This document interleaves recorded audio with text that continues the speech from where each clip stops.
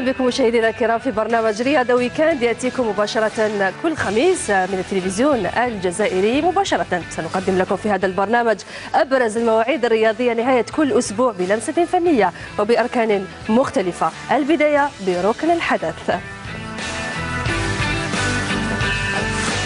الحدث اليوم هو المعسكر التدريبي الذي يقيمه منتخب فلسطين في بلادنا وتحديدا بمدينة عنابة. فبعد حلوله بأرض الوطن قبل يومين يواصل منتخب الفدائيين تدريباته بجدية وعزيمة أكبر من أجل مشاركة مشرفة في كأس آسيا مطلع العام المقبل في قطر. كيف يحضر منتخب فلسطين؟ نتابع ذلك في هذا التقرير لعبد العزيز بن سالم. في أجواء مثالية يواصل منتخب الفدائيين معسكره الإعدادي على ملعب التدريبات بالمركب الأولمبي 19 ماي بعنابة. معسكر يركز فيه الجهاز الفني بدرجة كبيرة على الرفع من اللياقة البدنية للاعبين بسبب توقف الأنشطة الرياضية جراء العدوان الصهيوني.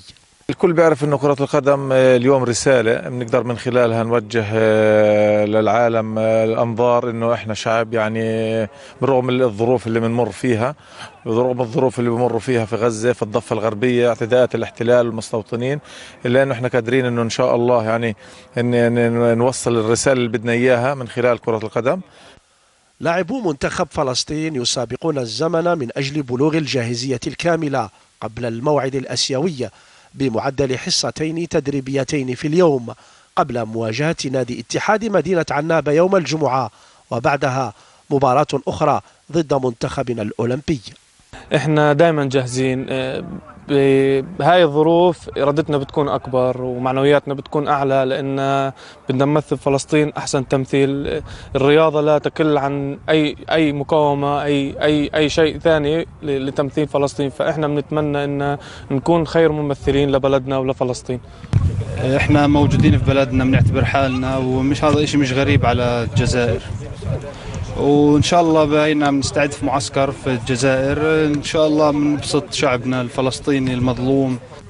يتطلع الفدائيون بأن يكون معسكرهم ناجحا على جميع الأصعدة، خاصة وأن الجزائر وفرت لهم كل سبل الاستعداد الجيد وحتى تكون الرياضة منبرا من منابر إعلاء كلمة الحق الفلسطيني. الركن الثاني مشاهدينا وهو الرابطة المحترفة.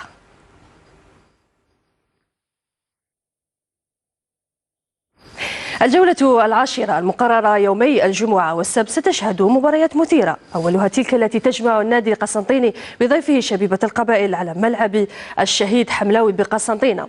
هذا وسيحتضن ملعب 5 جويلية قمة أخرى بين المتصدر مولودية الجزائر الطامح لتعميقها الفارق والضيف اتحاد خنشلة الباحث عن تأكيد صحوته. والآن مشاهدينا نستعرض لكم البرنامج الكامل للجولة العاشرة من الرابطة المحترفة. هذه الرابطة المحترفة. والآن نمر إلى الجدول لاستعراض بقية الجولة العاشرة.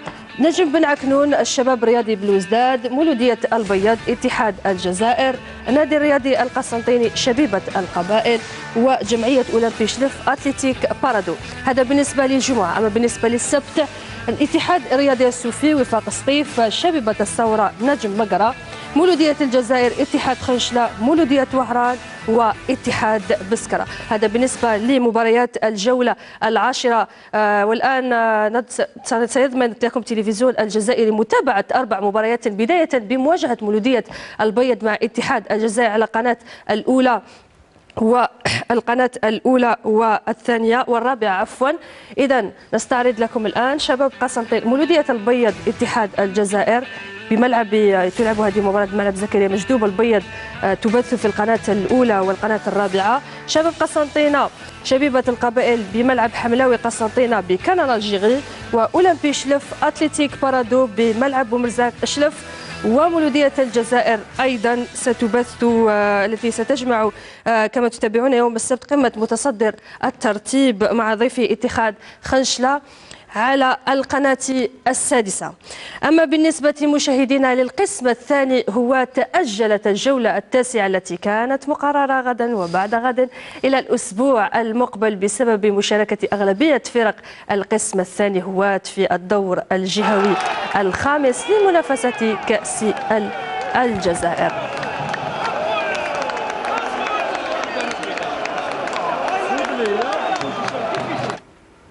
والآن نمر إلى جينجل الرياضات الجماعية الأخرى.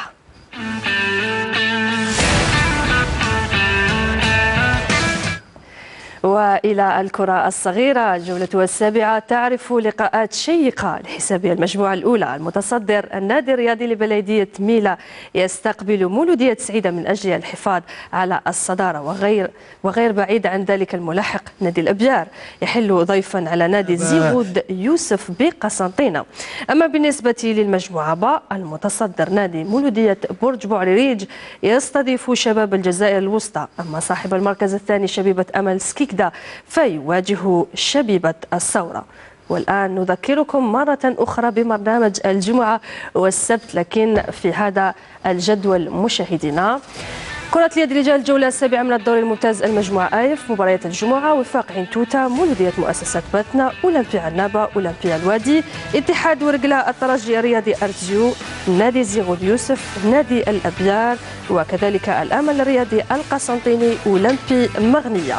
أما بالنسبة للمجموعة واحد كذلك السبت تلعب مباراة النادي الرياضي لبلدية ميلا مولودية السعيدة. والآن نمر إلى المجموعة باء مشاهدينا الكرام. مجموعة باء: أولمبي مثلي شعل بس يواجه النادي الكهرباء والغاز، شباب شلغوم العيد يواجه نادي بيموندرايس، وكذلك مولودية واد تليلات نادي مولودية الجزائر، شباب برج بوعريريج شباب الجزائر الوسطى، وأمل باريكا يواجه مولودية برج بوعريريج.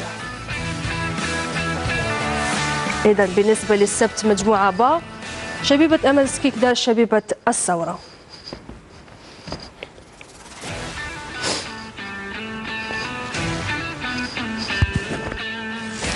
والآن مشاهدينا نمر الآن عند السيدات الجولة الثانية، لقاءان مؤجلان على المجموعة ألف، ويتعلق الأمر بمباراة المتصدرين نادي الأبيار والنادي واسيف، وفتيات بومرداس بنادي باش جراح. أما على المجموعة الثانية مولودية الجزائر يستضيف شباب أوزلاغن، ونادي الكهرباء والغاز يواجه نادي مولود معمري.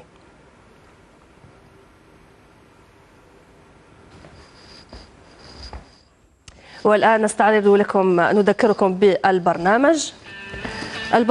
المجموعة الأولى الجمعة: نادي الأبياس يواجه نادي واسيف، وكذلك نادي فتيات بومرداس نادي باش جراح. هذه المباراة لقاءان مؤجلان: جمعية قسنطينة والتجمع الرياضي الصيفي، الاتحاد الرياضي أخبو ونادي فتيات ميلا. بالنسبة للجمعة المجموعة باء: مولودية الجزائر يواجه نادي أوزلاغن، ونادي الكهرباء والغاز نادي مولود معمري، أولمبي قسنطينة الجمعية الرياضية كاستور. أما بالنسبة للسبت نادي الرياضي فتيات قسنطينة يواجه الشباب الرياضي ديدوش مراد. نذكر أن المنتخب الوطني وبعد التربص القصير الذي أجراه بالجزائر يتواجد بجمهورية مصر العربية في دورة ودية دولية رفقة المنتخب المصري ومنتخبات أخرى استعدادا للاستحقاقات القادمة.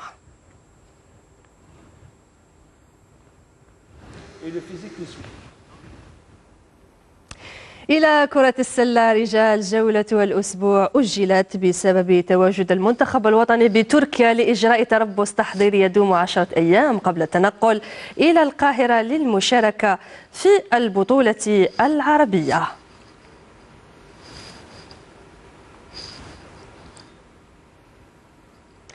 كرة السلة سيدات، الموعد مع الجولة السادسة من دوري الممتاز تميزها تنقل متصدر المجموعة تربية سطيف وملاحقه مولودية الجزائر. من جهته صاحب المركز الأول في المجموعة با مجمع كوسيدار يتنقل إلى بجاية لمواجهة النادي المحلي وبحرية حسين، والآخر يتنقل إلى باتنا لملاقاة سيدة باتنا. والآن نمر إلى البرنامج مشاهدينا الكرام الكامل سيدات كرة السلة. بالنسبة لمجموعة ألف، نادي برج بوعريريج يواجه نادي القبة، نادي سطوالي نادي تربية سطيف، نادي قسنطينة يواجه مولودية الجزائر. أما بالنسبة لمجموعة با، نادي رويبة مجموعة ألف، نادي رويبة يواجه نادي اتحاد الجزائر. بالنسبة للمجموعة با، مجموعة با السبت نادي باتنا بحرية حسين داي ونادي بجاية مجمع كوسيدار. هذه مباريات الجولة السادسة من الدوري الممتاز التي تلعب هذا الأسبوع بالنسبة لكرة السلة سيدات.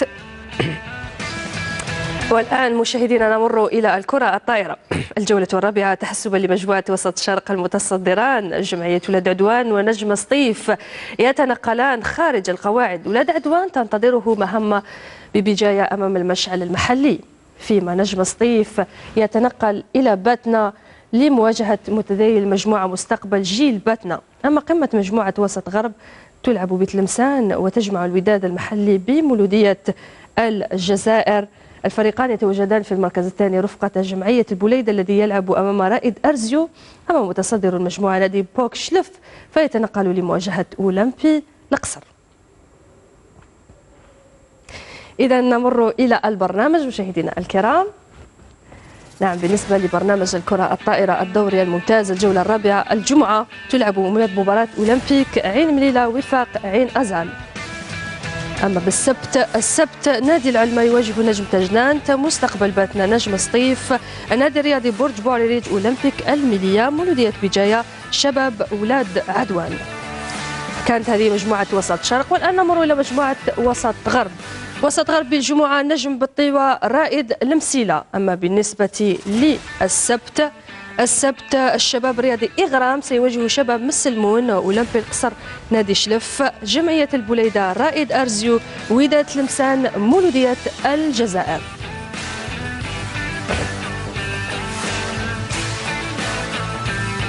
كانت هذه الجولة الرابعة لكرة الطائرة رجال. والآن نمر إلى الكرة الطائرة سيدات والجولة الرابعة لبطولة القسم الأول لمجموعة وسط الشرق. المتصدر مشعل بجاية يلعب أمام الرائد، فيما الملاحق ناصرية بجاية يواجهنا المتدايل مولودية بجاية.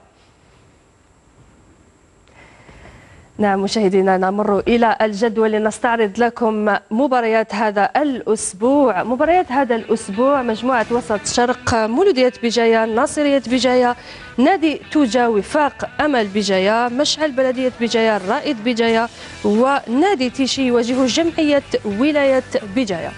بالنسبة لمجموعة وسط غرب الآن الجمعة وفاق عين طاي يواجه اتحاد الرياضي بن عكنون، مولودية الجزائر يواجه اتحاد الرياضي أقبو. أما بالنسبة لمباراة السبت نادي صدوق يواجه النادي الرياضي أشلف، والشباب الرياضي عزازقة سيواجه النادي الرياضي صيدال. يذكر أن الجولة الرابعة تأتي عقب التربص الذي أجراه المنتخبان الوطنيان رجال وسيدات بمركز تحضير المنتخبات بالسويدانية من 9 ديسمبر إلى غاية أمس.